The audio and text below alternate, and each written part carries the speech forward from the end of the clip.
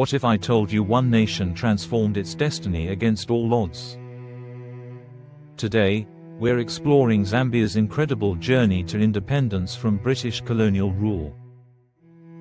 This is a story of struggle, unity, and triumph. Zambia, once known as Northern Rhodesia, fell under British control in the early 1900s. The British sought to exploit its vast mineral resources. They discovered copper and coal, sparking an economic boom and increasing European interest.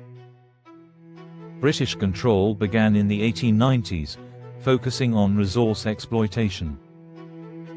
They implemented indirect rule, relying on local chiefs for governance.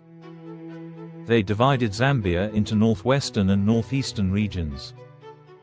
The British South Africa Company established dominance in 1895. They aimed for profits while imposing taxes on locals. Many African tribes resisted, hindering British rule expansion for years.